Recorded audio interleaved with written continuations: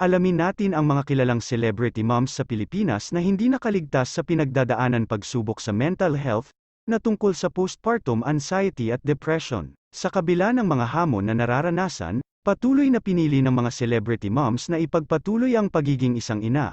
Ito man ay tungkol sa mga pagsubok at pagsasakripisyo, ay haharapin nila na may kasamang pag-asa at pagmamahal. Malalaman natin ang kanilang mga kwento at kung paano nila hinarap ang mga ito bilang mga kilalang personalidad sa industriya ng showbiz.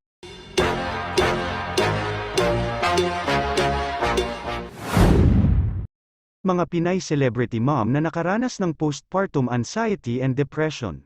Bianca King. Isa sa mga nakaranas ng postpartum si Bianca noon sa bansang Australia kung saan siya naninirahan ngayon. Ito ay puno ng mga pagsubok, mula noon hanggang ngayon. Ikinukwento niya na hindi nila inaasahan ang mga pagbabagong iyon, naging aminado siya na kailangan pala talaga ng patuloy na suporta galing sa minamahal. Ang postpartum depression ay nagbigay ng lungkot sa kanya dahil sa pag-iisa. Sa gitna ng pagod, nagpasya siyang humingi ng propesyonal na tulong. Naalala niya ang hakbang na tinahak para humingi ng tulong, talagang nagdesisyon siyang humingi ng tulong mula sa isang perinatal psychotherapist na miyembro rin ng mga manggagamot. Sa Australia, kilala ang birthday briefing, ito'y nagbibigay daan sa mga bagong ina na magkwento tungkol sa kanilang panganganak, suriin ang kanilang maternity notes, at magtanong upang maunawaan ang mga pangyayari mula sa oras ng panganganak. Sa huli, nagbigay ng paalala si Bianca, na ang postpartum depression ay napakakaraniwan. Madalas iniisip natin na ito'y normal lang na pagod o lungkot. Subalit ang karanasang ito ng isang babae ay may malalim na epekto sa kanyang isipan. At tandaan, ito'y normal, hindi ibig sabihin may mali sa'yo o hindi ka mabuting ina. Iza Calzado, ibinahagi rin ni Iza ang kanyang karanasan sa postpartum depression, sa paggamit ng dagdag na tulong sa paghahanda para sa pagdating ng kanyang unang anak. Nasabi niyang nagkaroon siya ng pagkakataong manganak sa England pero iniisip niya na baka hindi kayanin ang emosyonal na pagsubok doon. Kaya't mas piniling dito sa Pilipinas na lang, dagdag pa niya na kahit sa nutrition ay pinaghandaan rin niya pagkatapos manganak, hindi rin siya nag-aalangan na sabihin na mayroon siyang night nurse, dahil sa wala ibang pamilya na maaaring lapitan at mahihinga ng tulong. Ang isang night nurse ay isang espesyalistang tumutulong sa ina sa mga gawain tulad ng pagpapakain at pagpapalit ng diaper ng sanggol habang natutulog ang mga magulang sa gabi. Kahit may suporta siyang natatanggap sa kanyang paligid, ibinahagi ni Iza ang mga sandali ng kanyang pag-iisa, na kahit maraming tao sa paligid ay feeling niya na nag-iisa pa rin siya. Chris Bernal. Sa isang episode ng Fast Talk with Boy Abunda noong January year 2024, ibinahagi ng aktres na si Chris Bernal na siya ay nagkaroon ng postpartum anxiety. Doon ay kanyang nasabi na inakala niyang masaya ang buong panahon ng pagbubuntis. Hindi daw niya inaakala na mahirap pala kapag ikaw na mismo ay nanganak na. Dagdag pa niya na talagang hindi madali. Sapagkat siya ay na-diagnose ng postpartum anxiety dahil sa hirap na maka-adjust. Sa unang pagkakataon na siya ay maging ina, sa kanyang anak na si Hailey Luca noong September year 2023, ay ipinahayag niya ang kanyang pakiramdam. Ito ay ang hindi na niya makilala ang kanyang dating sarili. Naramdaman niya ang pagbabago sa kanyang sarili, tila ba parang isang bagong tao siya. Ang mga dating paborito at pinahahalagahan ay tila wala na sa kanyang puso. Bagamat mas minamahal na niya ang kanyang sarili ngayon, tila may hinahanap pa siya sa kanyang dating sarili. Mabilis niyang nilinaw na lubos siyang nagpapasalamat sa pagiging isang ina. Kahit na hindi niya gustong maramdaman ang dumating na nangyari sa kanya pero nasabi niya na yun pa rin ang pinakamagandang pangyayari sa buhay niya. Tony Gonzaga. Noong una, si Tony Gonzaga ay nagtataka kung bakit mayroong mga inang nakakaranas ng postpartum depression, hindi niya lubos maunawaan kung ano ang dahilan sa likod ng ganitong karanasan. Ngunit isang araw, nang isilang niya ang kanyang panganay na si Seve noong September year 2016, unti-unti niyang naranasan ang hirap at lungkot na nararamdaman ng mga ina na may ganitong kondisyon. Sa isang press conference noong year 2017, ibinahagi ni Tony ang kanyang mga pangyayari na kanyang naranasan. Sa mga unang linggo pagkatapos manganak, tuwing mag-isa siya sa banyo, madalas siyang mapaluha ng walang tigil. Napagtanto niya na kahit siya ay hindi nakaligtas sa karamdaman tungkol sa postpartum depression. Sa tuwing maririnig niya ang iyak ng kanyang anak, si Seve, agad siyang nagtatanong sa sarili, umiyak na naman siya, ano na naman ang kailangan niya? Napansin niya na minsan, pati siya ay umiiyak na rin at nadadalas sa mga emosyon. May mga pagkakataon na kapag umiiyak si Seve, kasabay niyang nararamdaman ang lungkot at bigat ng damdamin. Sa mga nagtatanong kung ano ang kanyang payo sa mga inang nakakaranas din ng postpartum depression, Ipinahayag ni Tony ang kahalagahan ng pagkakaroon ng isang matatag na support system. Sinabi niya na mahalaga na mayroong taong kinakausap at mapagkakatiwalaan sa mga oras ng pangungulila at kalungkutan. Jessie Mendiola, sa loob ng ilang buwan matapos isilang ang kanyang unang anak kay Luis Manzano, ipinahayag ng aktres na si Jessie Mendiola ang mga saloobin hinggil sa kanyang naranasan tungkol sa postpartum sa kanyang katawan. Sa isang Instagram post, ibinahagi ni Jessie na malaki ang epekto ng pagtanggap sa kanyang postpartum na katawan sa kanyang mental health. Inamin niya na dumaranas siya ng postpartum depression at hindi ito madali. Dagdag pa ni Jessie na kahit mayroon siyang mga kakulangan tungkol sa kanyang sarili, ang pagkilala sa lakas ng kung ano meron na mabibigay ng kanyang sarili ang nagpabago ng pananaw. Pinop-onto niya na kapag nakayanin mo ang pagdadala ng buhay sa loob ng 9 na buwan, ang pagluluwal at pag-aalaga sa iyong anak habang gumagaling ay isang kamangha-manghang karanasan. Bago pa man ito nangyari, nagbahagi na ang aktres noon hinggil sa kanyang mga karanasan sa kanyang pabubuntis at ang mga issue sa kanyang body image. Ipinahayag niya na hindi niya nararamdaman na pareho pa din siya sa kanyang dating sarili at napapadalas siyang magkaroon ng insecurities.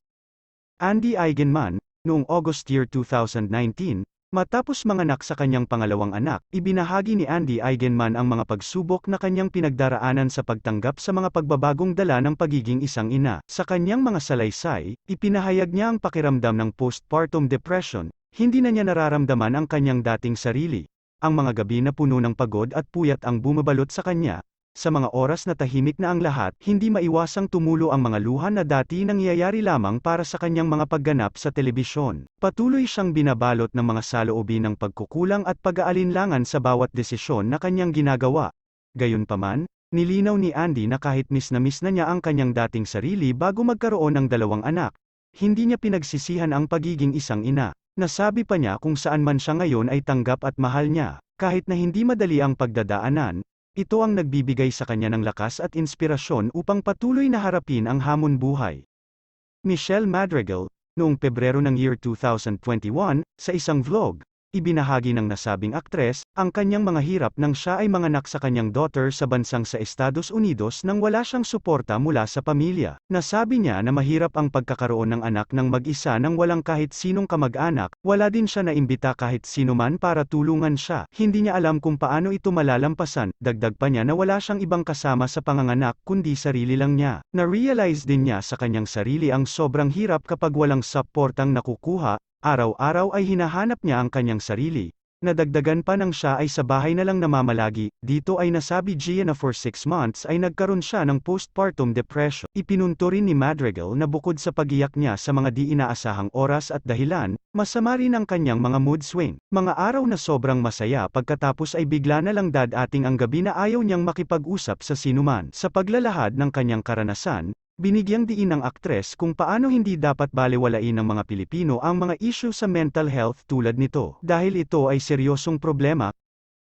Kylie Padilla, sa isang araw noong February 2023, nagbahagi sa kanyang Instagram si Kylie Padilla ng tungkol sa kanyang pagharap sa postpartum depression at postpartum anxiety. 3 taon na ang nakalipas. Sa kanyang mga pahayag, ibinahagi niya ang kanyang laban at pakikibaka sa hormonal fluctuations at emosyonal na pagdurusa na dulot ng mga ito. Inalala niya ang mga araw nang siya ay nadududa sa kanyang sarili at mga sakit na nabibigay nito, pati na rin ang pag-aalala kung magiging maayos pa ba ang kanyang kalusugan at kung may kakayahang pa ba siyang alagaan ang kanyang mga anak. Sa gitna ng kanyang pagkabalisa, patuloy siyang nagtatanong sa kanyang sarili kung tunay nga bang masaya siya para sa kanyang sarili, at kung kailangan pa ba talagang hanapin ang posibilidad ng kanyang sariling kaligayahan. Ngunit sa kabila ng lahat ng ito, sa kanyang mahabang pag-iisip, mas naging malinaw sa kanya ang kahalagahan ng kanyang mga pinagdaanan sa kasalukuyang kalagayan. Nagpapasalamat siya sa pagkakaroon ng ligtas na tahanan para sa kanyang mga anak, sa trabaho na kanyang ipinagmamalaki, at sa mga pangarap na unti-unting nagkakatotoo. Matapos ang lahat ng pagdududa, sakit, at pakikibaka sa mga labanang hindi gaanong napapansin ng iba, ay kinakaya pa rin niyang harapin ang bawat hamon ng buhay, at patuloy na lumalaban para sa kanyang karapatan na maging masaya. Sa mga salita niya, ipinapakita ni Kylie Padilla ang kahalagahan ng pagtitiwala sa sarili at ng patuloy na pagharap sa mga pagsubok ng buhay.